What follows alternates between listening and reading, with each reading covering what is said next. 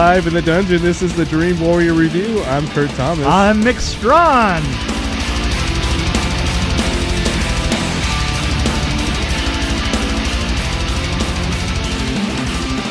Did you see? Have you ever checked out the free drive on IMDb? I don't know what that is. You can watch movies on there. Really? There are commercials here and there, but I just noticed It Follows is on there, which is interesting. Ah. But I was watching Pink Panther on there one day. Oh, really? Just because I was like, So, what is some of free the original- drive? Oh, Free dive. Well, you have to like register, but there's Blade Runner's on there. It Follows. I mean, this is kind of what's on there right now. Raw Deal. Let's see. But it's like a lot of mix of older stuff. Oh, Never Ending Story. Groundhog Day. I mean. Oh, Groundhog Day. Legally Blonde. So it's kind of like a Netflix, but it has commercials. Okay, cool. I like it. It's kind of like how Hulu first started. It's kind of what it reminds me of. Oh, yeah. I guess Hulu still does commercials. Free Day, Chills and Thrills. The Terminator. Yeah, so I just noticed there were some decent movies on there, and it's like, oh, it might be another source for us. Reservoir Dogs. There you go. That's actually probably one of my favorite Quentin Tarantino movies. It is one of mine, for sure. I definitely like it better than Pulp Fiction. But that's just me, because I kind of like them both, you know? They're two different sides dark. of the same coin. I always lean towards dark films. Two different sides of the same coin. It's weird that we mentioned Terminator, because you ordered a Terminator 2 with Arnold Schwarzenegger. Because you said, I'd like a T2 with beef. I did. Yeah, I don't think he caught that. Yeah. Didn't look like he was going to catch that, so. I don't think he's a catcher. I think he's a pitcher. Yeah. But anyway. So what movie? Oh, we went to see John Wick 3. What's it called? Parabellum? Super assassin John Wick is on the run after killing a member of the International Assassins Guild. And with a $14 million price tag on his head, he is the target of hitmen and women everywhere. John Wick Chapter 3, Parabellum. Which I have a confession, which I think I've confessed before. Okay. Please. I haven't seen any John Wick movies. You haven't seen the first? No, I couldn't. I was thinking about it. Did I see the first one? I said nope. If I don't remember anything, I don't remember it. The first was an amazing film. So I was a little lost in this one because I was like, what the hell are they talking about? And then it's not like you can't figure it out. But then I didn't really care because it's basically just a ton of action. It was an orgy of action is what that was. You know, the thing is, I think that this, if it's possible, he actually says less in this than he did even in the other two. And I have said this before, my wife says it, and that the less Keanu Reeves talks, the better his films are. Well, he's also talking differently. Because in most of his movies, even The Matrix, he was kind of having that, like, the dude, kind of that higher pitch voice. Yeah, and now it's like this really... This is like he took a lesson from the guy that played Batman. Yeah, it's manly. That did... what's his name? Big. That did... What's his name? Big. No, Bane? Bane? The guy that did Bane. So you're thinking about... He Don Knotts. Don Knotts did Bane. Don Knotts. Yeah, no. In Batman, right? No, I'm talking about Batman. The guy that did he was the first one to whisper. Oh, he was doing that. Oh yeah. He was American Psycho was probably my favorite movie he was in. Christian Bale. Christian Bale. Yeah. Oh, well, and Christian Bale is a lot like Don Knotts, right? If I could think of a comparison, I'm trying to think of what would they have in common. Absolutely they're human. Nothing. They're human. I guess. 2 eyes, mouth, nose. Although I would love to see Don Knotts in one of these movies, like in a kicking ass. Well, I mean, the shakiest guy in the West was probably as close as you can get. Yeah, really. You know, I mean, that was Don Knotts kicking ass. Yeah, right. Doing karate moves, that would have been hilarious. I mean, really, absolutely perfect. Right? And they missed the boat on Tim Conway. He could have done something cool like that too. Yeah, well, not anymore. No. Or any less. But I actually didn't hate the way he was talking in this one. I'm like, so he must have had a voice coach or somebody say, look, you need to get more tough because you sound like a douchebag. Yeah. I liked this a lot. I liked the the story was a little bit more complex. Yeah. You know, but it was straight ahead. You know, and it was complex, it was very straight ahead. but it was very straight ahead. It led a lot of places, but and the production design of it was amazing. I mean, it was really, really pretty. And by the way, there was a set that we wound up on that as soon as you looked at it, and it had a lot of glass. Let's just say that it had a lot of glass. Yep. And didn't you look at it and go, oh yeah, we're going to really break that up, right? Of course. I mean, it was a setup. It was like a horror movie seeing a knife on the table. And right, like, exactly. You know, what was great is that it worked on several levels. You know, it worked. I mean, we were looking at it with glass, but also it was multiple levels in glass, so that you kind of were, you know, dropping from one to the other, and you know, through glass and around glass, and glass was breaking anywhere. And I wanted to bring up a couple of things. Well, I want to bring up the fact that raise your thumbs. No blood. Well, I just made an adjustment that I think made a difference. Oh, okay. No blood happened at all.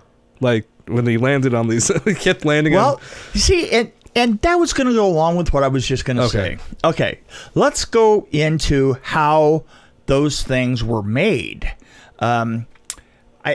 I wanted to bring, because this really brought it home to me, and it was something that when we were doing the film, when we were doing Vengeance, that I kept wanting to point out that I don't think everybody really understood, is in my time, I was a designer of effects, but I was not a designer of makeup effects. I was a designer of mechanical effects. Uh-huh. Now, well, that makes sense. I was a production designer for the most part, but mechanical effects have a lot to do with how the sets come together also, and can be very inclusive and part of it. And that is part of the reason that I, you know, kind of rode from one to the other and back and forth. I wanted to start with definitions that are just kind of standard in the business, okay? Effects, in the meaning of the word effects, and I think I mentioned this before, is movement, right? Yep. Okay. And the mechanical effects part of it is the movement of things like glass, air, rain, and all these elements were happening here, and you could see that there was a huge effects crew that was dealing with, you know, glass breaking. But I also wanted to go into some of the different layers that when you have as much glass as you did here, you began to see many different versions of it. And I'll tell you what we were looking at. Some of the glass, you may have noticed that the bulk of the glass was tempered glass. Mm-hmm. Right? And tempered glass is broken by somebody who has a squib and a breaker. And the squib has a little it has a little charge, and a little arm goes out and breaks the edge of the glass, and it breaks into 1/4-inch pieces. Okay? And there was a lot of that. And what you do is you break it for the stuntman before they fall on the glass. I mean, and it's a timing thing. Literally, you know, like I'm falling, and I go back and I get near the glass, and boom. Right. The special effects guy pops the squib and the glass disappears. So he just goes through glass that's hanging in the air, right? Mm-hmm. But so you had a lot of that. You had a lot of candy glass, but not an extraordinary amount, because candy glass doesn't normally look quite as good. No. It breaks nicer because it breaks into big pieces that look like they damage you. So those big pillar looking things that he was breaking through were mostly candy glass? No, they were primarily the things that had the skull pieces, the little skeletons. Those were all of those were tempered glass. Oh, okay. Because they were all squibbed and completely collapsed. They did break really nicely. Yeah. And the thing is that tempered breakaway glass has a different visual to it. I mean, it looks like big shards of glass, whereas tempered glass kind of looks like little tiny pebbles of glass. Yeah. Okay. Sided backwards. Yeah. So candy glass was not used as much in it because we were looking through the glass all the time, and candy glass is not a great cheat for regular glass. if you put any regular glass next to candy glass, you can really kind of obviously see that there's a difference between it. But candy glass is made out of a plastic. It's actually made out of one of the main components of PVC pipe. Well, I was thinking like plexiglass, kind of. Is it similar? It's kind of like plexiglass without the strength part of plexiglass. Right. You know, Yeah. It's very, very, very breakable, and it's one of those things where, you know, like a high wind comes up, and all of a sudden all your breakaway glass just breaks. Even if it's in a box, it just breaks. Just because there's a wind, it gets scared or something. You know, I was working in Alaska one time, and we imported like all this candy glass to do this scene, this breaking of the windshield of the train, right? And we opened it up, and thermally, we opened it up in a warehouse that was like 0 degrees, right? And it had come to LA heated in the back of a plane, and it cost so much money. And we opened it up, and what was great is it had survived the trip. But we just saw it just go. We had cases of it. Don't get me wrong. We had cases of it, and we got to the point to where we didn't open the rest of the cases. We just opened that one case and just watched it just, break up into pieces. And, nice. Yeah. Watch, probably thousands of dollars once you included shipping. Yeah. It's not like Amazon today. We had it flown up to Alaska by a company called Tiger Air. Okay. The Flying Tigers. Okay. The Flying Tigers was a famous group that got together that flew in World War II. That started a company that would fly anything, anywhere, right? Huh. And they flew it up for us. And so candy glasses, which is incredibly expensive by itself, because you were talking maybe about $400 or $500 a sheet for the glass itself, and that the shipping was more than that. So, man, it was expensive. But so you had breakaway glass, but there was another kind of glass in there that I wanted to point out. And you saw it a couple of times, and it gives another effect, completely different. Did you notice when the evil bad guy was on side of this on I don't know if I call him evil bad guy. Evil bad. Well, I know what you're talking about. Yes. When they were facing off through a piece of glass, and he's hitting it again and again and again, and it's just starring out like that. A star, yeah. Right. Okay. That's a combination of Mylar. That's double coated Mylar on a single piece of glass, right? So that what it does is the Mylar holds it all together and doesn't let it fall, but you can break it and it gets that shattering effect. So that was the 3 types of that you saw for the most part on the film. You saw that the tempered glass and the breakaway glass and the laminated glass. Yeah. Just thought I would just to bring closure to that. That's the kind of stuff that the mechanical effects people would be dealing with. And I was wondering why the glass that he was laying on was pebbled, but pebbled. And that's funny because you said it in the car, and you said, "Oh, well, I know. Ooh, I know. Call me. Oh, please. I don't know if it was quite like that. Well, it was close. Anyway, a lot of glass got shattered. A lot of really great action scenes. It did for me slow down a bit at the end. The last fight scene. Yeah. Oh, that was drawn out. Oh god. Yeah. It went on a little bit too long, but there was one surprise I liked that was kind of entertaining. So this didn't have any. So all the stuff it didn't matter. I won't even go through what it didn't have. Oh, but it had action, and it didn't have any. I didn't even care what story was about. It was just amazing. It was just fun to watch. It was just fun to watch. It was absolutely fun to watch. I have to say that for me, it was tied with the first one. I was not a huge fan of the second one. Did it follow the storyline though? Like, since you've seen the other two, did it like? Yeah. It fit well. So for somebody who's seen them all, they'd probably like this one. Oh yeah! So somebody who hasn't seen him would like it because I saw it. Right down the line. Yeah, I would say so. Yeah. So no, I enjoyed the redhead was right for a change. The guy at the movie theater. Yes, usually he wrong. was. He is usually wrong, but this time he really hit it. Which I shouldn't have made fun of him so much because shortly after I did a Jerry Lewis move and was throwing Coke everywhere in the lobby. Well, it's because you're an idiot. I was actually doing my best Jerry Lewis. Yeah, what was up with that? Eric? Well, ladies, flavor. Okay, so I'm going to rate this. Yes. I'm going to go with a 3.8. Whoa. Yeah, I know. Big money. I know, and I like him more with that in this one. I usually don't. I'm not a big Keanu Reeves fan. I'm not either. But when Keanu Reeves doesn't say something, yep. I mean, just his look moving through the set is just kind of amazing. You can tell he's done some stunts. Obviously, he's done some of these stunts. Oh yeah, most. He's a motorcycle. You can tell by the way he rides a motorcycle. Right, he knows right. what he's doing. Exactly. Oh, absolutely. And he does a lot of the movement himself. Yeah, you can tell. And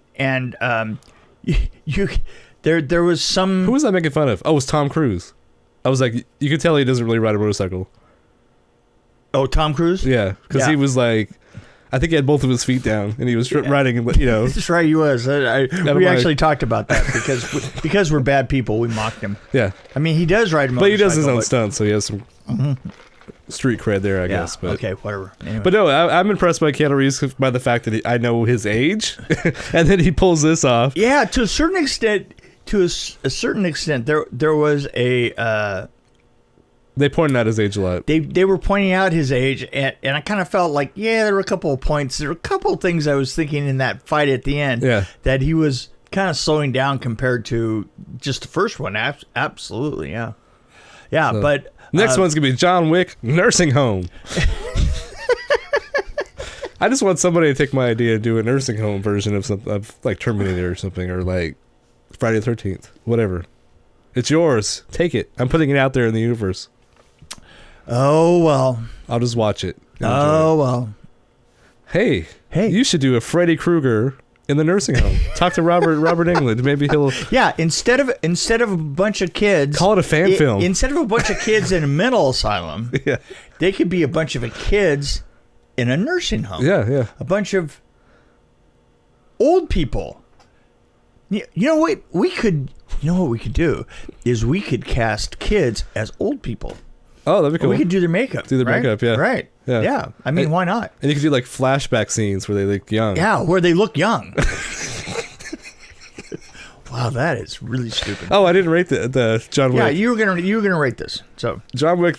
I'm kind of right up there. I'm kind of I'm gonna say 3.7 just because I think I didn't like the glass at some points. Yeah. I wanted more blood. They could have thrown some blood on the glass and I would have been like, okay, that makes sense now. Yeah. So this is a 1/10 of a point there for me. Yeah. Okay. Well. So where was the makeup effects guy? Where Asshole. what? Well, yeah. Like I say, I really enjoyed it. I did. I like it when I can be less critical of something. Just enjoy it all the way through. I just would have liked more blood. I think I would have liked the last scene went on a little bit too long, but there should have been some blood, like for some on the reason, glass, like smeared on the glass at some point, like yeah, right, something like that. Right? No, you're absolutely right. I mean, that could have been there. There was like a lot more blood, even when they were with the fight with her. Yeah. That had that very Mideastern look to it. That I was supposed to be Casablanca, but I'm sure it was Morocco. Anyway. Yeah, which is a suburb of Los Angeles. Right. What exactly. A little north of there. Yeah. Right. Yeah. Because you can get Morocco in your pants. I hate it when that happens. Oh, you go down to the ocean and I get more and more Morocco. It shows up in everywhere. My pants. It's everywhere. In your shoes. That's right. In your shoes, in your shorts, in your sandwich. Mm-hmm. Yeah, anyway. That's right.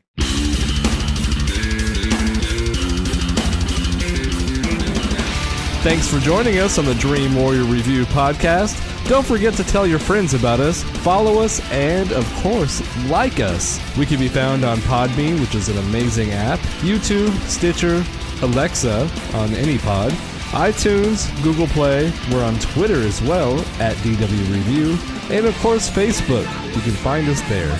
You can also email us at dreamwarriorreview@gmail.com.